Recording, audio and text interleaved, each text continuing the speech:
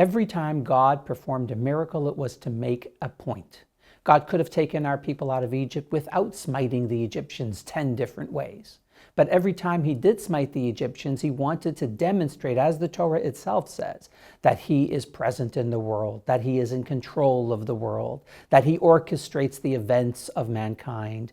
So these are points God wanted to make. He could have let the Jewish people pass the Red Sea on a fleet of boats. Instead, he decided to split the sea.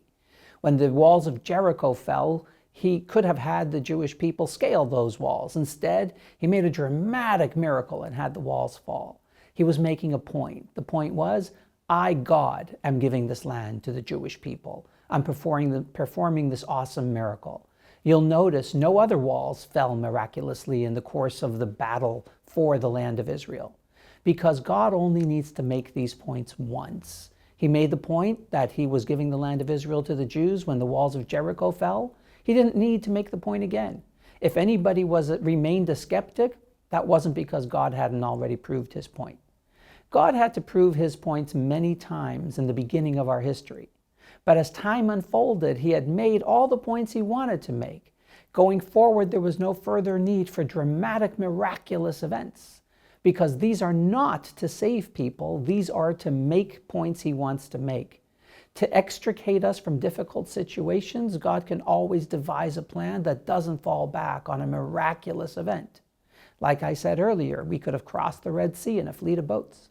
So that is why we no longer see miracles. We no longer need to see these miracles. But let's take it to the next level and look at it a little more deeply. And that is with respect to the way a child learns to walk. When a child is 18 months old or 2 years old and they learn to walk, they're holding on to the table, the couch, the chair. They're holding on to mom's hand or dad's hand and walking up the street. They're stumbling, they're walking, they're being supported, they're learning, and it's cute. But when they're 15 and 25, they shouldn't be stumbling and supported by mom and dad. They should be walking on their own. Well, if you look at that as an analogy for the maturity curve of our people, in a spiritual sense, then you can see that it applies. So when we were in our national infancy and in the very beginning stages of our relationship with God, God had to prove himself to us. He had to make himself so obvious and so attractive that there was no way to deny him. Like the old phrase goes, I'll believe it when I see it. God had to make sure we would see it so that we could believe that he exists. So therefore, we were fed a diet of miracles. But as we grew older, we were expected to learn to walk on our own, or in this context, to believe on our own. To come to a point where we can reverse the old phrase and say, I believe it, therefore I see it.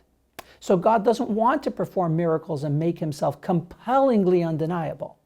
He wants to remain concealed, but with enough telltale signs in the course of ordinary events that if we look for the hand of God within nature, we can find it. That's a more mature and sophisticated way for arriving at faith in God. And at this point in our religion, in our religious history, in our national religious history, we've arrived at a stage where we should be able to find God. We might not be able to see him in such a dramatically, compellingly way as we did when he split the sea. It's much higher and more profound when he shows himself.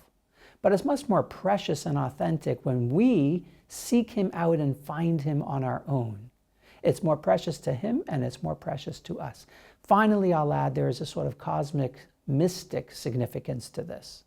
Because when the Mashiach comes, it'll be a time when God will be visible throughout the world. We'll see him in every blade of grass, in every tree, and in every person. And in a sense, we're preparing ourselves and the world as we practice for this messianic age. When we look for God within the ordinary events of nature, today we find him through telltale signs. But when Mashiach comes, it'll be compellingly evident. So every time there's a near miss, every time there is something you might otherwise label coincidence, but it's an incredible event of two things coming together that results in a third and unexpected improvement, look for God's hand. That'll be your way of being able to say, I believe in God, therefore I see him. It's a much more mature way of embracing God. If you like that video, hit the subscribe button and notification bell below for hours of the best Jewish content online.